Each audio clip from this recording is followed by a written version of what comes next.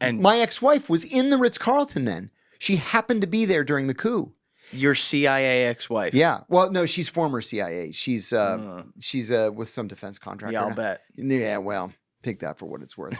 But You're not allowed to talk about I'm that not allowed yet, to talk right? about her. Okay. So she happened to be in the hotel when the coup took place, and they moved everybody to the Four Seasons. Do you think Iran? Do you think we're trying to overthrow the Iranian regime right now? I do. Actively? Yes. You think we got people in there? No, but the Israelis sure do. Well, I know that. They probably got the third ranking fucking person in the government. They probably do. Yeah. The Saudi Crown Prince Mohammed bin Salman just 2 or 3 days ago offered to mediate between the White House and the Iranians, which is great because President Pezeshkian has said publicly that he's willing to talk to the Americans, but Khamenei has said he is not, and he's the supreme leader. Yeah. So presidents come and go in Iran, just like they come and go in the United States. It all depends on what the supreme leader says. Why is MBS offering that though? When Saudi and Iran have been engaged in literally like a hot war in Yemen? Oh, and elsewhere. And elsewhere. This is a very MBS thing to do. Nobody hated the Iranians as much as the Saudis. Yeah. Well, maybe the Bahrainis too, but the Bahrain's pretty much a vassal state of Saudi Arabia. I love when you say Bahrain. Bahrain. Al-Bahrain means the land of the two seas. Uh-huh. So the Saudis and the Iranians hate each other. And the Saudis were reasonably petrified of the Iranians. The population of Iran would dwarf the population of Saudi Arabia. The Iranian military is always a threat, even if it's old, even if it lacks spare parts. Just the sheer number of people in the Iranian military. And the Iranians have a pretty decent navy. So the Saudis have been petrified of Iran. This goes back decades. And MBS, when he became crown prince, for better or for worse, said, why don't we just make peace with the Iranians? And then we won't have to worry about them. And that's what he's done. And now they've exchanged ambassadors, and Pezeshkian went to Riyadh, and MBS is going to go to Tehran, and now they have cultural exchanges, and you can travel freely back and forth between the two countries, and they're not worried about the Iranians anymore. Like at all, though? They'll always be a little bit reserved, and this is why the Saudis have long sought nuclear technology. Since the 80s, they've been seeking nuclear technology just in case they need to protect themselves against a nuclear Iran. But now they're in a position where their relations with the Iranians are good enough that they can offer up mediation with the United States. I can't believe the Saudis don't have nukes, all that money. I would not be surprised if the Saudis had nukes. Right? They don't necessarily have a delivery system, but I would not be surprised if they had nukes. We know that they've been seeking nukes since the 80s. We know that they've spoken to the Pakistanis about it, and the Pakistanis are joined at the hip with the Saudis, to the point where the Saudis have been so generous with the Pakistanis that they named the city of Faisalabad after King Faisal because he gave them so much money. They love, love, love the Saudis in Pakistan. And the Saudis see them as, you pat them on the head and tell them to clean the kitchen. Good boy. Yeah, exactly. Exactly. So, it's been worse between them, certainly. I read a book last year, and I forget the name of it right now, on Mohammed bin Salman. But it was really good. I want to shout those. Can we Google books on MBS? I'll be able to see the cover and know it, unless but about like his rise and the shit he does. And like I've long been very familiar with the Khashoggi story. Oh, sure. And what he did there. I mean, he's not a good guy. No, he's not. He's murderous. Yeah, but we seem to be somewhat cool with him. Now we are, yeah. Why? Joe Biden made a couple of major errors in relations with the Saudis. MBS had ordered the assassination of Jamal Khashoggi. And they didn't just assassinate him. They did it in the most brutal freaking fashion. While he probably watched on the screen. Mm-hmm. I think he probably did. Yeah. But there were people in the Saudi consulate in Istanbul who could hear him screaming as they were chopping him up. And then they never found the body. They think that the Saudi intelligence service probably put the pieces of his body in separate bags and threw them in the trash or threw them down wells in Istanbul. In Well, they parks. have video of them carrying bags out too, and it could have been pieces of it. I think it probably was. Yeah. So Joe Biden said he's a murderer. He's no good. Any insult you could think of during the campaign in 2020, Biden lobbed it at MBS. And then he won. And then oil prices went up. And then he had to go hat in hand. And I went to Saudi Arabia for Biden's meeting with MBS. I went to cover it. I was working for Sputnik at the time. So I went to cover it. And I got in the meeting and everything. And I'll tell you, one of the things I reported, I'm very proud of this.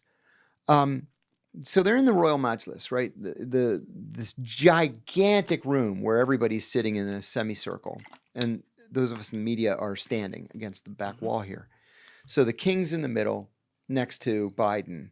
And then it's like the foreign minister, the ambassador, the deputy foreign minister, this guy, that guy, hangers on. And MBS is all the way over here on the side. And I noticed that the king has an iPad on his lap. It's discreet, but he's got this iPad and he keeps looking down at the iPad. And I thought, that's kind of funny. What the heck could he be looking at on an iPad while he's talking to the president? And then I happen to look over at MBS and he's got an iPad. And he's typing his father messages. Yeah. And then his father would look down, because his father's demented. Mm-hmm. He would look down and just read what MBS told him to say. You know? It was MBS that was running the meeting. Are you like looking around like, is anyone else seeing this? I know, right? So I reported it that night. Like, I can't be the first person that's ever seen this. And then a buddy of mine at the agency called me because he had seen the report. And he said, "You saw the iPad, huh?" And I said, "I did." "How long's been that? Has that been going on?" He said, "Since the beginning." Yeah. I don't even think the king realizes he's the king. Yeah. Yeah. I'd believe that. I mean, the whole thing about what he did with the Ritz Carlton hotel. Right. And my ex-wife was in the Ritz Carlton then. She happened to be there during the coup. Your CIA ex-wife. Yeah. Well, no, she's former CIA. She's with some defense contractor. Yeah, I'll bet. Yeah, well, take that for what it's worth.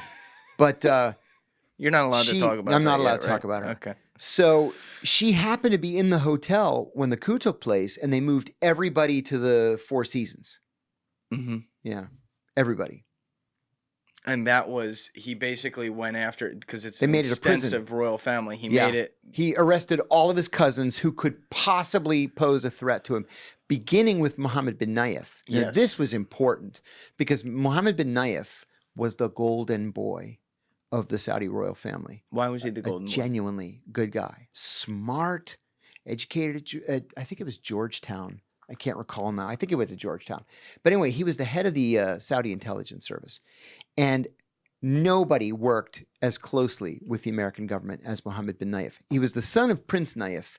Nayef, for decades, was the Minister of Interior, and then he became the Crown Prince. Did Nayef become king? No. Nayef died before he could become king, to the best I of my... think that's right. I'm trying to remember Is that it. right? Because it went through. Yeah, he died as Crown Prince. This guy is alive. Oh, no. Oh, yeah, Mohammed bin Nayef's alive. He's in jail. But, He's still in jail. yeah.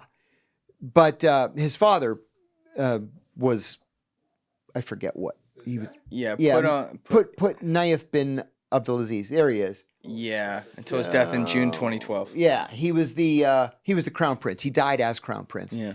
And so when he died, Salman became king. Well, See- Crown Prince. Or no, but- Salman the father became king. Right. Became yes, king. Yes. Right. So the Saudis had this really fucked up kind of succession. So the founder of the country was King Abdulaziz. They called him Ibn Saud, the father of Saudi Arabia. It's Blood and Oil, by the way. Alessi, that was the name of the book. I just want to give those guys a shout out as two authors. Cool. Yeah, that one right there. Bradley Hope and Justin Schneck. Great book. Excellent. Sorry, go ahead, John. So there was no succession plan when the old man died, but he had like 115 sons. So King Saud was his eldest son. King Saud became king, but he had mental problems. Mm. And so he was overthrown by his brothers and exiled to Egypt. And then Faisal became king. And then Faisal was assassinated by a deranged cousin. And so Khalid became king. And then after Khalid died, Fahd became king. After Fahd, then came Abdullah. After Abdullah came Sultan died before he became king. And then Naif died. Anyway, and then Salman became king. So for years, Saudi watchers were saying, well, they're going to run out of brothers sooner or later, right? You can't just keep doing this brother to brother. It's got to be father to son at some point. So that point came when Mohammed bin Naif was named crown prince. People were like, okay, it's the next generation now is going to take power. Mohammed bin Naif is the best possible choice. In the West, we love him. He's smart. He's shrewd. He was the head of the Saudi intelligence service. And he went to Georgetown. I'm pretty sure it was My Georgetown. Conspiracy brains are tingling. Go ahead. He had a weekly majlis. Do you know what a majlis is? They call it a diwaniyah in Kuwait, but all the other Arab countries call it a majlis, where you have sort of an open house. Let's call it an open house. Okay. So if let's say I'm a young Saudi guy and I'm going to get married. I don't really have very much money because I'm not a royal family member. So I go to the majlis and I say, Your Highness, you kiss him on the hand and on the shoulder to show your fealty. Your Highness, I'm getting married. I'm a member of this family. I'm a member of this tribe. I'm getting married. I don't have any money. Will you please buy my living room furniture? And he'll say, yes, of course. Mohammed, talk to this guy and get him living room furniture. The next guy comes up. Oh, Your Highness, thank you for seeing me. My car broke down and I'm a taxi driver and I need a new car. Abdullah, give this guy a new car. That's a majlis in Saudi Arabia. I got to go to one of those. Shit. Well, there's a guy waiting patiently in line. Unbeknownst to Mohammed bin Naif or anybody else, he had a bomb stuffed up his ass. Literally, he stuffed the whole bomb up his ass. And when he gets to the front of the line, he detonates it. Oh, my God. He blows himself to 1,000 pieces, but he almost kills Mohammed bin Naif. Oh, he shoved it up his ass and didn't even get to kill the guy? Tough way to go. He should have grabbed onto him. Yeah. You know, like they did with Gandhi. But anyway, that's a whole different thing. John's like, good kill. Good kill. Yeah, good clean kill. So it made him a hero in Saudi Arabia. The guy was Al-Qaeda. He had come from Yemen. They had been planning this for months. The bomb was specifically designed to go up the guy's ass. It was incredible, what craftsmanship. And it was, oh my God, they can't believe he survived. So the Saudi people are like, oh my God. And then he gets named Crown Prince. They said, oh, he's going to be the greatest. Everybody loves him. He's a national hero. The CIA invites him to the headquarters to give him the highest medal anybody can get because he survived this attack from Al-Qaeda. And then he goes back and he becomes Crown Prince. And then he gets overthrown by Mohammed bin Salman. And not just overthrown, but placed under arrest. Yeah. And then there were several other cousins that were like, hey, wait a minute, Mohammed bin Salman, you can't do this. We're with Mohammed bin Naif. Well, one of them dies in an airplane crash a couple days later. The other one dies in a mysterious one-car accident on the Riyadh to Jeddah highway. And now there's nobody that can challenge MBS. How did a guy that young, with that many other players who could be lined up against him, including a dude who's like in charge of the intelligence service, successfully get everyone on his side? Through fear is really what it came down to. When it became clear in those early days that he was willing to kill his own cousins just because they might someday pose a challenge to him, everybody backed off. There's a famous prince, Al-Walid bin Talal, famous at least in the United States because he owns a quarter of Citibank and he owns, half of Berkshire Hathaway, and guy's a billionaire more than most people can count. He happened to be in Riyadh when the coup took place, and he was close to Mohammed bin Nayef.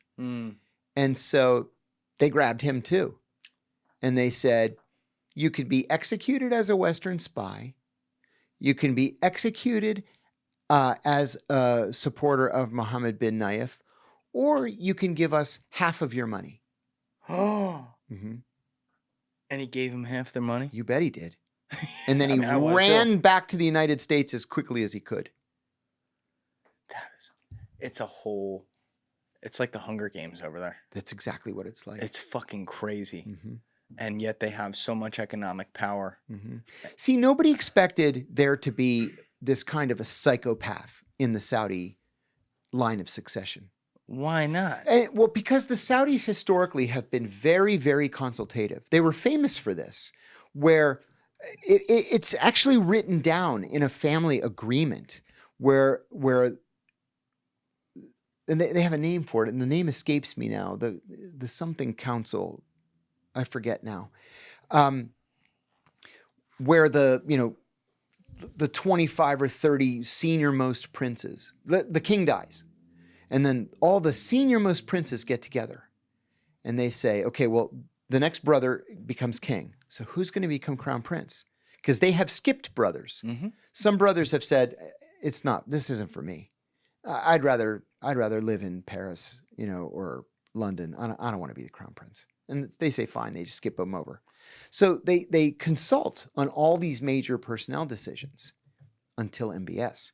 MBS said, no, I'm the crown prince. And whoever doesn't like it is going to get a bullet between the eyes. And then he actually did it. Yeah. He grew up like they never suspected he was going to be that kid because he was like the spoiled rich kid who played video games all the time. But what these guys were saying in their book is that when he was a teenager, he had access to his father, so he would start to just sit in on meetings and watch. And he learned how power was wielded. Yeah. And actually picked up on those things. And the leap that I made with this is that perhaps because he played a lot of video games, like they were saying, like a lot. And perhaps because he went into these fake worlds and he didn't have any stakes in his life because he has everything he ever wants. There were some other weird psychological things going on with him, like with punishments and stuff like that. Like he would act weird. But like I think he got desensitized to the world, my guess, through the video games and kind of living within that, and then saw the application of power in the real world and kind of meshed the two, and he doesn't feel anything.